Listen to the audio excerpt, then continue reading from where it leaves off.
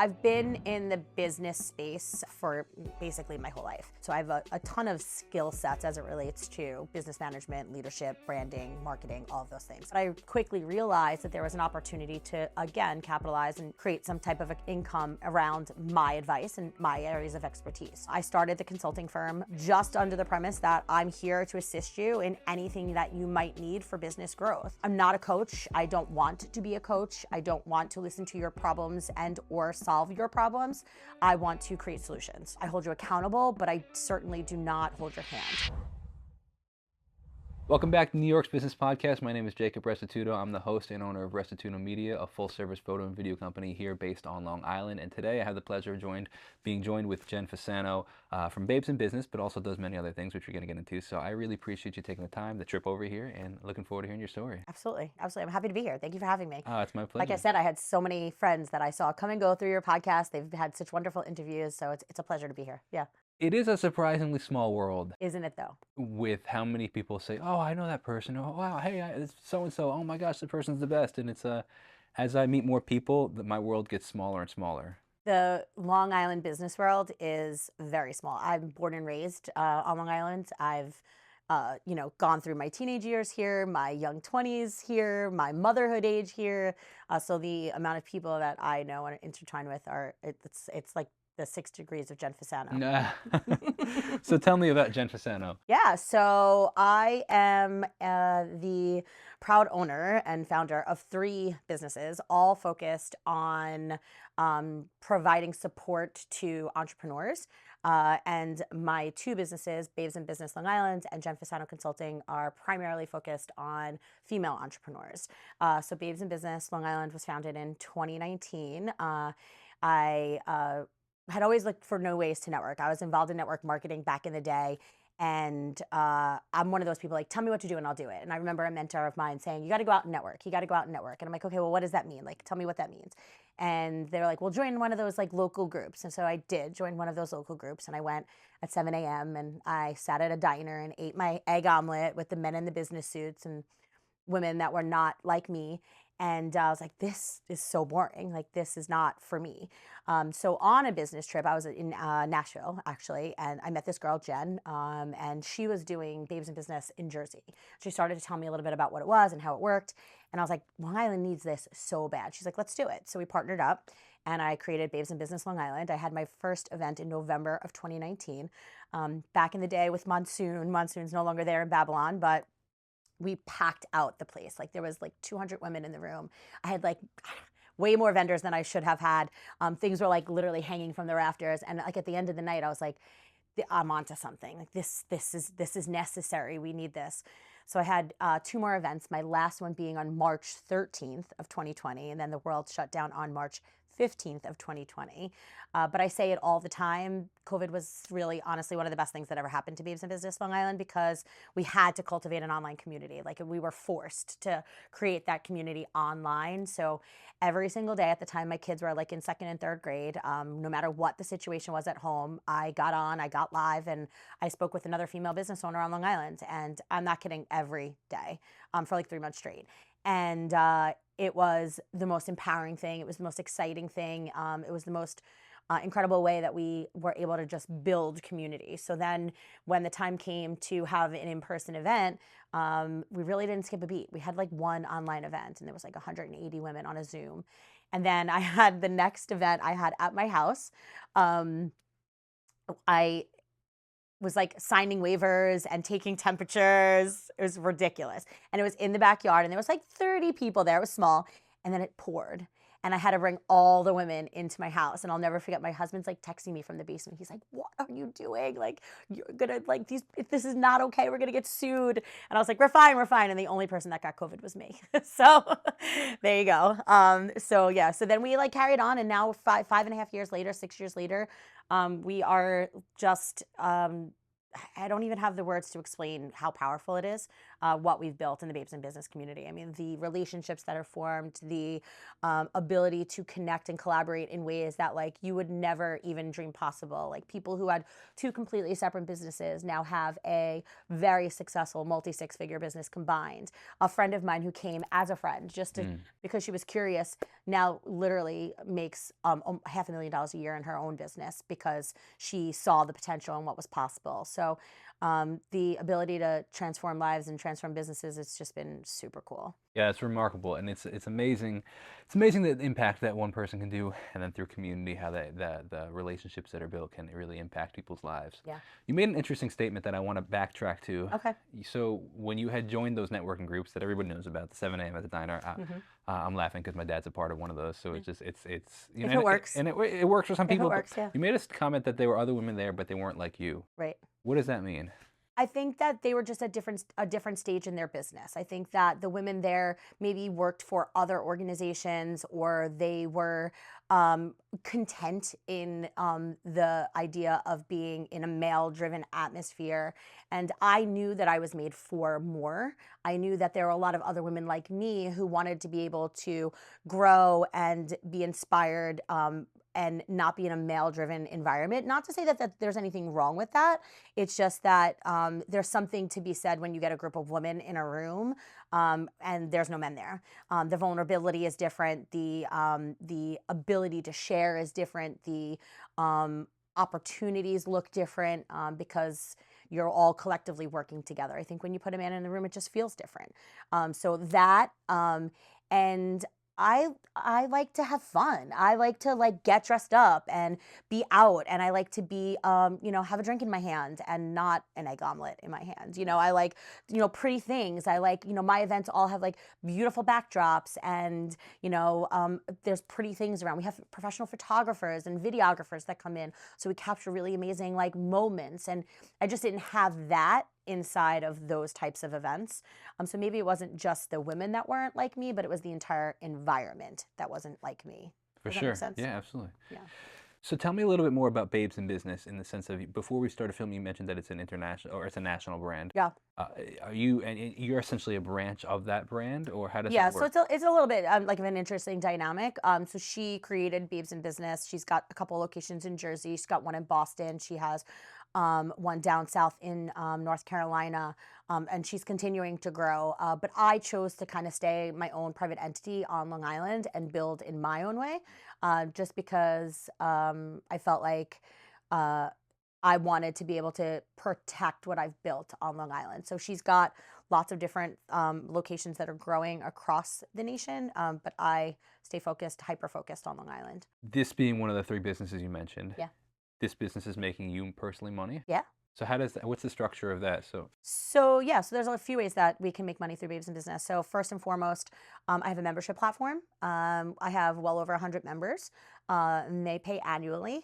The membership platform provides you an opportunity to be in our digital directory. It gives you access to advertising on our social media platforms, as well as a private online community that we created where we share ideas, growth opportunities, just daily motivation, whatever it might be. And I host like private members only events as well. So you have the membership platform, ticket sales. So you do have to pay to attend our events. I do host some free events here and there, but most of our events are ticketed. Events are ticketed. There's sponsorship opportunities. Some of our events have vendors, so there's vendor opportunities. So there's a multitude of ways that people can get involved in the organization, but it is at a cost. There's a monetary aspect to it. Um, so that's primarily the way that Babes in Business makes money. that's very cool, very interesting. Yeah. I want to pivot a little to now your consulting. Yeah. So Jenn Fasano Consulting, Yeah. correct? So tell me about this, how you got into it, what you actually do inside of it. Yeah. So I've been in the business space for basically my whole life. Leadership management. So I have a ton of skill sets as it relates to business management, leadership, branding, marketing, all of those things. And every single day, probably 30 times a day, I get people reaching out to me, whether it's through DMs, text messages, emails, asking, how do I? Like, how do I do this? And how do I do that? And how can I do this? And how can I do that? And I'm like I'm not a gatekeeper at all. Like whatever I've learned and been able to accomplish in my life, I want to share it with everybody. But I quickly realized that there was an opportunity to again capitalize and create some type of income around my advice and my areas of expertise. So with the help of some really incredible friends, my friend Elisa was like my main component. She like pushed me every single day. She's like, you got to do this, you got to do this, because imposter syndrome like kicks in. You're like, am I capable? Like, am I really like a brand expert? Am I really like someone that can like get paid for their advice? But I actually am. Now, 2 years later, actually, it's almost 3 years later, I started the consulting firm just under the premise that I'm here to assist you in anything that you might need for business growth. I'm not a coach. I don't want to be a coach. I don't want to listen to your problems and or solve your problems. I want to create solutions. So I work very closely with my clients. Every single there's no like cookie cutter packages with me, because every single person is treated differently based upon their needs, their desires, their goals, and their struggles. I hold you accountable, but I certainly do not hold your hand. I make sure that you have everything that you need to be successful, and then I leave it up to you to accomplish that success. Is that you made a distinction between a coach and a consultant? Is that the distinction you would make, that one holds the hand, or how would you just? I would say that someone who coaches is someone that is getting kind of into the psyche, someone that's going to work more as it relates to personal growth and development. I've spent a lot of time with coaches. I work very, very strongly on, like, very deeply on myself with personal growth and development. But I'm not a coach. Like I actually have some certifications, but like I don't want to be a coach. I don't want to hold your hand and coach you through the struggles. I really just want to help you find solutions. Mm. And so we're tangible. We're very much like we spend a lot of time focusing on like what you really want in your business. I find a lot of times with my clients, they think they know what they want, and then when we start to map out what that looks like to get there, they're like, oh, wait a second, that's not actually what I thought this would be. So we spend a lot of time on like the tactical, like the stuff, like what you need to do to get there versus like what's holding you back. If you want to like talk about what's holding you back, we can sit in it for like a couple minutes, but we're not going to spend an hour talking about the things that hold you back. You mentioned certifications, and I'm assuming based on the certifications you're talking about, like coaching certifications. So I'm not super familiar with the coaching realm, to be Yeah. honest with you, and I appreciate the distinction because I admire, and not to say I have any beef with the coaching, but I admire the consulting a bit more in the sense that I just feel like everybody's a life coach or a business coach, and oftentimes I'm curious what the qualifications are to be a Right. life coach. Right. For example, like I can understand a therapist. You have a Right. significant, you have a lot of schooling. You learn a lot. Right. Feel like you're certified then to diagnose and be like, 100%. here's how you can make your life better. Right. A life coach, I'm like, what does that really mean? Or business coach, what does Yeah. that really mean? Yeah, well, I mean, I have a friend, Jess McKinley. She should actually be on this podcast. She's amazing. She has her own podcast as well, and she has dedicated her life to being a business coach. Like she has dedicated her life. She goes to work on herself as much as she goes to work on coaching her clients. So every day she's learning and she's growing and she's working alongside other people to gain more knowledge or gain more expertise in the coaching world. I I this is just my opinion, but like if you're a coach and you're not really really doing the work on yourself to then be a better coach, I think that it could sometimes be a little blurred, and then it could really just be opinion. Like and like you can go through lots of different certifications, but like they're online, like they're not like they're like anybody can be certified as a life coach, What do you learn in the certification process? just like personality management, conflict resolution, like a lot of personal growth and development. Like you could read, every Mel Robbins book out there and become a life coach if you really wanted to.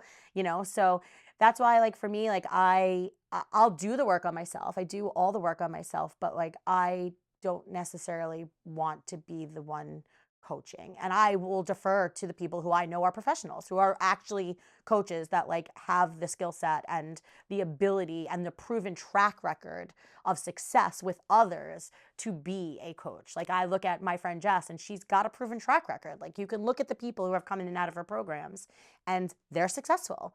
And I'm not going to say it's all because of Jess. Obviously, the business owner is responsible for their own success, but she's given them so many tools and so many things that they can apply to their businesses that will help them grow. So I think that's what a true like successful life coach looks like to me, or business coach looks like to me. Someone that's going to like give you what you need, that like when you're done with them or you're like moving on to like the next level of business coach, that like whatever you have in your toolbox you can continue to use to help you grow and learn. It's got to be real. It's got to Sure. like something you can hold on to. Absolutely. So Yeah. as a business consultant, not a coach, Yeah. as a business consultant, what do you find are the FAQs of your business in this, or of business, in the sense of, I'm sure as you consult with a lot of different people, a lot of the same problems arise. Hmm. What do you find are the most frequent problems or questions? Well, there's a couple different things that come to mind. So the first thing is like a new business owner, right? Like where do I start? Like what is the first thing that I need to do in order to be able to grow a brand and a business? And because of social media and because of the way that the world lives now, really anybody can like do anything, right? Like you can literally like create a logo on Canva, throw it up on Instagram, find a name that's not taken and start posting, right? Like put a little link in your bio with like a little Shopify shop and like you're good to go. Like you could sell a product, right? But like what's next after that? Like what do you do then to get that brand awareness, get that brand recognition, to have like to position yourself as the go-to person? People buy from who they know, like, and trust, right? Like we know this. This is like branding rule number 101, So how do you become the person that they know, like, and trust? How do you become first to mind when someone needs to buy a candle, right? Like, or when someone needs to, book a haircut, or when, so whatever it is that you do, how do you become first to mind? So we work a lot inside that conversation with new business owners. How do you become first to mind? How do you build brand awareness? That kind of stuff. Then there's like those business owners that have been around for a while and they're like stuck. Like they're just like, okay, like I've been doing the same thing for a while and it's not getting me anywhere. I'm not growing, I'm not doing poorly, but like I'm not growing. So like where's the growth potential? When do we know that we have to like pivot, or maybe like change how we're like offering things, or maybe can change our offer suite completely, or maybe it's time for a rebrand, or maybe it's time to, change your name. Like there's like a lot of different things that we can do. And then it's like the other thing that comes to mind a lot is um, like pricing and structuring and that kind of stuff. I think a lot of times people like just make shit up.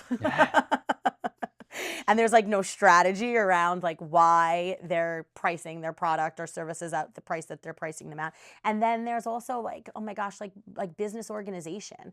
I don't really touch a lot on personal finances or like on their finances, because I feel like, again, there's professionals for that, right? Like CPAs, bookkeepers. Like if you're having struggles with managing your books, like hire a bookkeeper. Like I'm not a bookkeeper, but at the same time, like what kind of systems do you have in place so you stay organized, so you stay focused, so you understand your numbers. So I give a little bit of support in that too. So those Very are probably interesting. the main things that come up. I want to talk about the third one that you mentioned, which was the pricing. Yeah. I think that is a struggle for a lot of business owners. How do I price my product? Whatever the product may be, a candle, a service, Mm-hmm. your karate class, or whatever the case, and a lot of people refer back to like that popcorn method. I don't know, I'm not sure if I you're don't know familiar that. with it. Tell me So it. it's the idea of the popcorn method of the movie theaters, and how the Okay. movie theaters have three prices. They have small, medium, and large, and the Yeah. way you would price it is according to like the small being like, okay, this is decently a deal, but the large is, and then what you do is actually you have three prices, and then the center price is close enough to the top that you're like, all right, it's not really worth me getting the middle, but if sorry, the small, because it's too small, but the medium, for only 25 cents more, I can get a Right. large. Right. But that 25 cents adds up, and now you kind of sold them up from a small to a large. They kind of Correct. skip over. So a Correct. lot of people do that. So it's like, okay, I really want the large, or even the small is fine because at least it's a sale, but the medium typically is the teetering point to the large. Correct. Correct. That's if you have a pricing structure. Not everybody even has Well, that. yeah, Yeah. sure, Yeah. but even that though, Yeah. like, what is the price for large? What is the price from small? And what is Yeah. the price of a medium? Right. Yeah. So even in that, okay, I should probably have three different packages, Yeah. hypothetically, Yeah. right? Or just one package for one product, and this is it. How would you recommend a business owner set their pricing? Well, I would absolutely look at your competitors. I would look at your overhead. I would look at what positions you as the expert. And how much qualifications do you have? How long have you been in business? So on and so forth, right? For someone who's just starting into business or someone who's been in business a long time, that's going to look different, right? And then I would determine what you think your value is, and I think that I've spent a lot of time in this conversation with a lot of different personalities, and it's really really interesting how most people undershoot themselves. Like most people underprice themselves because they don't think that someone's going to pay for them if it's too expensive, right? So there is a little bit of a conversation around money that we have to have, a little bit of like that positive self-talk that like you're worth it kind of a thing. But most people undershoot themselves. So we take a look at competitors prices. We look at your area of expertise and like what certifications and what qualifications you have, and then we determine the price based upon what you need as far as your overhead. So because some people, if you're in a brick and mortar, you're going to need to price it a little bit higher because you have to pay your rent. If you are someone that's just starting out and you're doing it from your basement, then like you can be flexible with your pricing and maybe make it a more of a competitive price where people would buy into it. If somebody was looking to create some sort of luxury brand, Yeah. whether that be jewelry, whether it be a service business, whether it be hair or photography, right? And they want to price it, they say that, I'm really going for the elevated experience, Yeah. the white glove Yeah. experience. How do you justify that pricing behind the Well, actual? you're sure as shit. Then you need to back that up. Mm. If you wanna create a luxury brand for yourself, like so you're gonna put the pricing into place that you think you're worth. If you actually don't have that junk around money and you want to price really high, go for it. But then what are you doing on the back end to make sure that you're backing that up? Right? Like, what does your brand look like? What does your social look like? What does your website look like? What does your customer service look like? What does your, checkout process look like? All of those things better be like up here so you meet that luxury price. Now, how much of it do you think is branding versus just Oh, I think like branding actual? is so important. Because what comes to mind personally is like, for example, the luxury handbag industry. Yeah, All the things that you just mentioned, their website, their checkout process, their customer service is really not much different than any other sure. retail industry or But they're like a industry. conglomerate that has like this, do you have like $1 million marketing budget? Do you have, a staff of 37, working on your social media posts for you? Probably not. Sure. So, you have to keep that in mind. Yeah, it's just interesting to think about because I think about a lot how these brands become these brands in the sense Yeah. of like there are some brands I've never even heard of, but like people are buying them and they are incredibly high end, and I'm like, how did this guy even wear? They might have a really good PR team. I think people underrate PR. I think that people think that PR is not necessary anymore because they have social media. And So elaborate on that. What would PR look like for you? I actually don't have a PR person, although I think I need one. But PR versus marketing or PR versus social media is very different. And people think that like press is dead, but it's not. Like, are you getting your name in magazines, or are you getting your name in print? Are you getting your name in front of large corporate events? Are you getting your name in front of the right people in business? Like I look at like these like large conglomerates, like I always look at like, the female entrepreneurial space, like somebody like Powerhouse Women or Create and Cultivate. Like they have a massive PR team behind them that's like putting their name out there, and dripping it in places that like social media alone isn't going to be able to do. And So like paid ads. sure, I want to hear your marketing and PR strategy. So somebody that's just starting a business, how do they get their name out there? And somebody that's been around for 20, 30 years at this point, but 20, 30 years ago it was all word of mouth because Yeah. there was no social media. Yeah. So for example, say like the 50-year-old Yeah. generation, they've been in business since they were in their 20s, 30s, and everything was just word of mouth handshake deals, and the world has very much changed. Yeah. So two very totally different situations. One's probably making a decent living, but Yeah. could definitely be doing better, and Yeah. one's just starting out. What would your PR and marketing strategy be for both of those? So, okay, so I'm not a publicist either, right? So I would definitely defer this question to someone like Ingrid Dodd or my friend Chris that owns CB Communications, because they are the professionals in the PR world. And this is part of what I do in my consulting, is that I've built so many incredible relationships with people that like I can defer those things to those people. But opinion. That's a perfect Yeah, answer just in itself, by the way. Just yeah, like, hey, yeah. well, I defer. you I go to the defer. perfect Yeah. person that knows it, the Yeah, like marketing specialist. I don't claim to be an expert in everything. Like Sure. there's a lot of things I've experienced in and understanding in, but in my opinion, like I was just thinking about this because like I just went and got my taxes done, right? And like my accountant, he's been doing this for a kabillion years. He's the best damn accountant that I've ever known in my life. He's amazing, has an incredible team. He is booked solid. Like I don't think he could take a new client if he needed to. He's not on social media. He has no idea what marketing even means, right? Like he like literally doesn't even know how to open Facebook, right? So like I look at somebody like him and he's been able to build something so substantial through word of mouth. And I think it's really because his work speaks for himself, right? So for somebody like him, does he really need PR marketing? Maybe he doesn't. You know, maybe like what else, if he's looking to branch out and create something new, a new entity, if he's looking for speaking engagements, or if he's looking to become like someone that comes in and educates, like then yeah, maybe you need to bring in some PR and bring in some marketing. But for someone who's like brand new, I think PR marketing is huge and it could look different for everybody. You know, I work very closely with people that are in news and print. And so like a lot of times they'll come to me and be like, I need someone that fits like the XYZ mold, right? Like I need someone who like does like, you know, like a small business, she needs to be female and she needs to be in Suffolk County. Okay, like let me find somebody, right? And when I try to fill those holes for the people that need it, I look for someone who's hungry. I look for someone who is who represents themselves in a very professional way, but yet very authentic way. The word authenticity is key. For me, it's probably the word I use the most in everything that I do. I think a lot of times people have a really hard time showing up authentically because they think they're supposed to be something that somebody else is. Well, this person is successful and they're doing the same thing that I am, so I have to do it like them. And I like it's something that is really really important to me with everything that I do is like yeah, we're going to learn from these people that are doing it well because they obviously can teach you something, but if you don't show up authentically you, then like people are going to see right through that shit, right through it. Do you think that's always been the case, or do you think that's a part of this new age that we're living in? Well, I That think it's people, always been the case, but I think it's way more evident now. Way more evident. Like I look at some people on social media, I'm like, oh my goodness. Like if you only like could just like break down those walls a little bit and like really show up at yourself as yourself, how much more successful you'd be. Like I just think it's and I listen, I'm a mom. I have two little girls. Well, they're not little anymore. They're in middle school. They're 11 and 13. But like I say the same thing to them. Like you gotta show up as like a good human and you gotta show up as yourself. Like, and if somebody doesn't like you, that's okay because as long as you're showing up as yourself.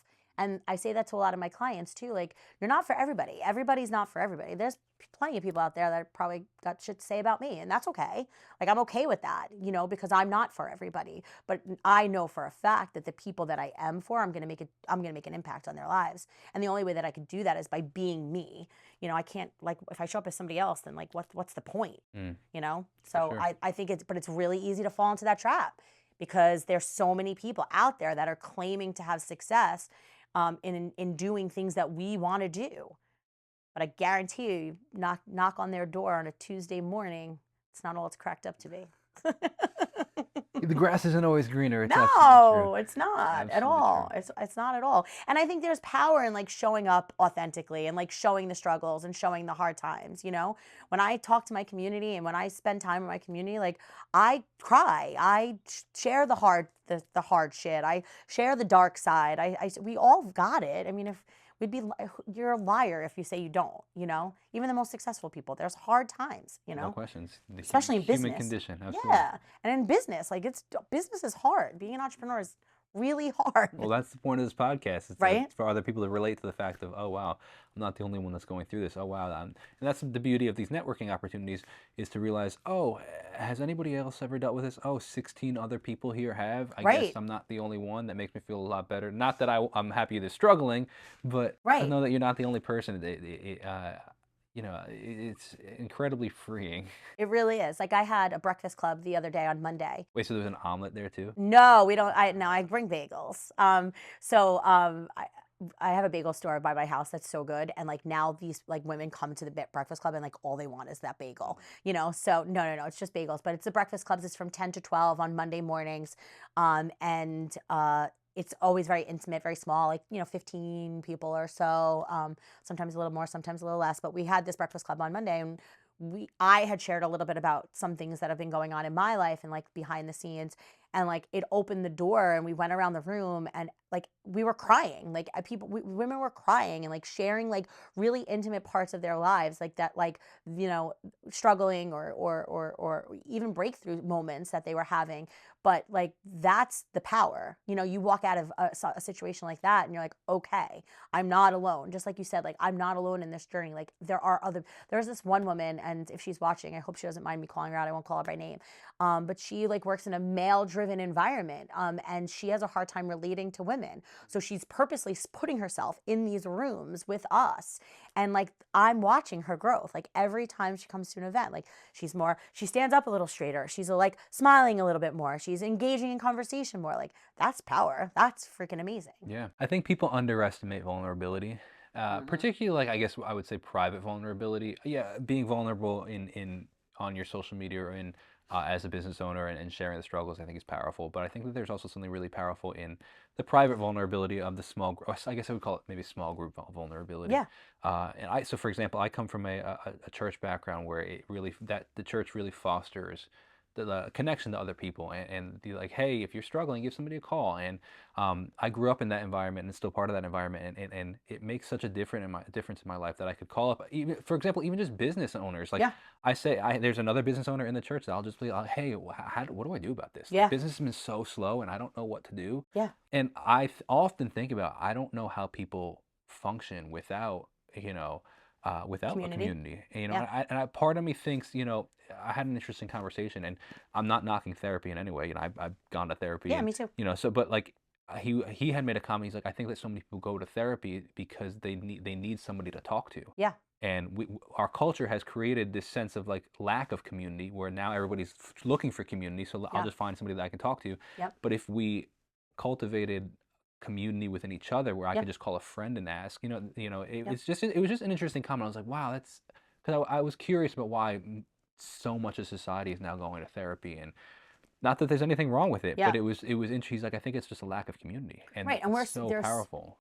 we're everything is so saturated, right? So we're constantly being fed so much information, and like a lot of times we're not equipped to process everything that we're absorbing. Like think about how much information you absorb in a day, right? Like it's crazy. It's And interesting too, yeah. yeah, like your brain can go into overload. I watch my kids, this happens to my kids like all the time. Put your damn phones down because you're absorbing so much information all the time. And if you can't then take that and then filter it in like the places where it makes sense, then you become overwhelmed.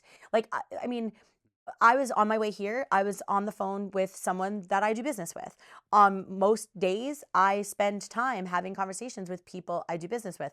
I spend time talking to those people more than I spend time talking to my best friend who's not in business. I love her dearly, but I don't talk on the phone with her as much as I do other business owners, because we're going through the same challenges, we're going through the same situations, and we lean in on each other for support and advice and partnership and collaboration.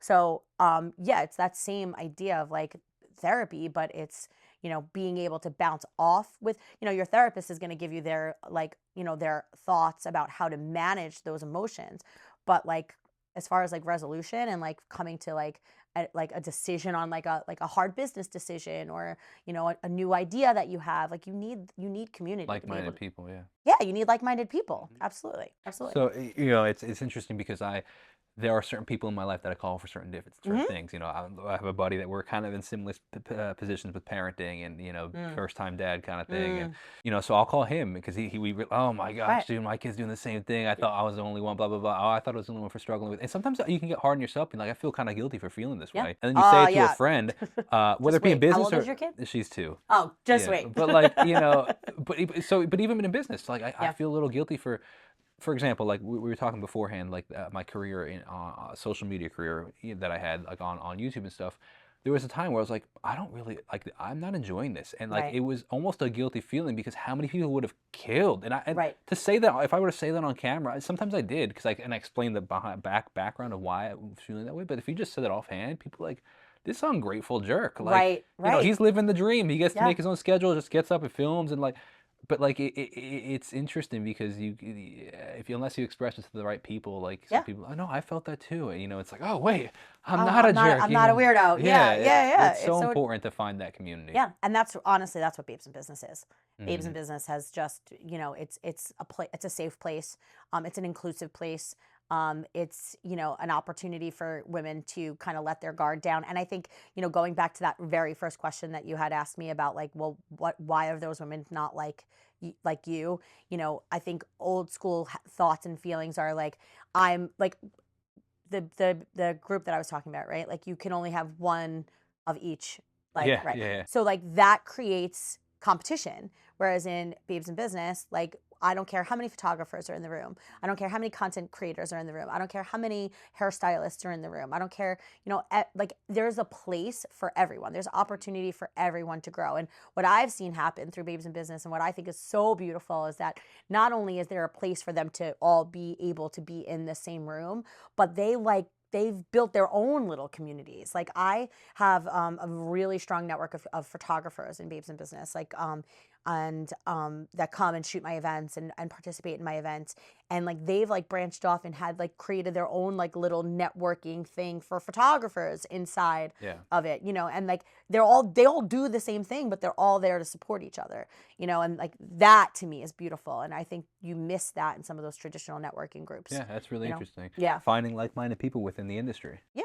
And like you said, they all service different clientele. Yeah. Some are more Absolutely. high end, some are more, Right. budget friendly. Branding versus event photography, newborn photography versus, senior portrait photography. Like everybody does something different. And even if you are in the same niche, like you can only do so many shoots. Right. So it's like, hey, Right. I'm If sorry, I'm I'm booked, booked but that I day. have XYZ. Exactly. Right. Right. Exactly. So the Right. last, I want to wrap it up with the third business that you have.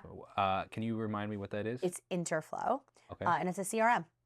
Because, why not create a CRM? Yeah, yeah. So elaborate on that Yeah. and what you're doing with it. Yeah, absolutely. So basically, I have two partners in that. So my partner Jill is a social media manager. She owns Iconogram Group, and then my other partner Sarah owns Simple Sweet Sites.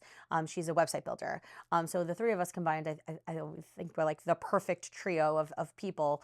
We ourselves were looking for software that would manage everything in one place. We were tired of like clicking on like ManyChat to do our automations, and then going over to Flowdesk to send our emails, and then going over to Calendly to book our appointments, and then going to Wix to manage our website. And then so basically we found an opportunity to white label, and we did, and we have created Interflow. It's a one-stop shop for business owners where you can manage all of your business needs in one place. So like I said, from client reputation management to social media management to analytics to workflows to opportunities and pipelines to it's like literally like so robust. You could do memberships in there.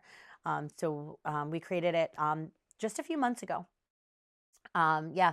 And so we're actively working on building that brand and really bringing it to the forefront for small business owners to show them like what's possible inside of their business and not have 97 memberships and 97 tabs open in just one. That is really interesting, and that Yeah. is something that I definitely have to check out Yeah. We'll because definitely talk more about it I for sure. definitely have 97. I'm the kind of guy that has 97 tabs open on my computer. So do I still, but they're not all subscriptions. Sure, that's fair though, because there are a Yeah. lot of different subscriptions that you Yeah. need. For example, we book this through Calendly, Yep. right? But then that Calendly, I have to link to my whatever my Yep. calendar. But then that has to, then Now it all lives in one place. yeah, that's really interesting. Yeah. Yeah. I'm interested to hear more Yeah. about this It lives for in all sure. one place and it's great. It's like, it's crazy. Like, and that's, I think, another challenge that we have in the world that we're in right now. We could definitely wrap it up here, but like, is that there's, you got to do so many things. Like there's so many things to do when you run a business, Oh right? yeah, Like, sure. like I'm still like, oh my gosh, sales funnels and email marketing. Oh my God, like this is so much work. Like this is a lot. But I think once you put those systems into place and you have it set up where it's working for your business, you can work smarter, not harder. Like in so many ways, and so it takes time on the back end to set it up, but once you do, like your business is automated, Yeah. like every conversation can be automated if you want it to be. Yeah, it's interesting that comment that or the phrase that you said that like there's so many things to do today in business. It, it's interesting because I agree that things have changed in the sense that, 70 years ago, there was significantly less to do in business, Yes. but there was also significantly less opportunity. Yeah, absolutely. You were a small mom and pop on Main Street, like you kind of just came, unlocked the doors, and sure, maybe you paid to be in the newspaper here, or Yeah, you were a sponsor for the Little League. right. That's really it. That's it. Now the opportunity, well, the workload of it, like the opportunities, there's so many more things you can do. But the thing, like, you can just be that turnkey business, or you can turn into this national brand. Yeah. That's the crazy thing, is like there wasn't an opportunity for this place on Main Street, Northport, to make $1 million a year because they're shipping things out to California Right. because they blew up on TikTok. Like, Right. and Right. that's a reality now, Yeah. and it's a great opportunity, but it also becomes overwhelming because the workload never stops. Never There's stops. always something more that you could be doing. Yeah, and every time you turn around, there's new technology Yeah. and new, new ways to do things. I mean, who like ever in a million years would have thought that like we would have a process where you say like comment tickets and I'll send you a link right to your DM, and like there's a system that actually just like does that for you. Like who would have ever thought that like we would have automation like that? But like how great is it to have automation like that, because like I don't now have to send 97 DMs for everybody that answers my, Yeah. my post, So it's all great stuff. It's great stuff. It's just the learning curve is there for sure.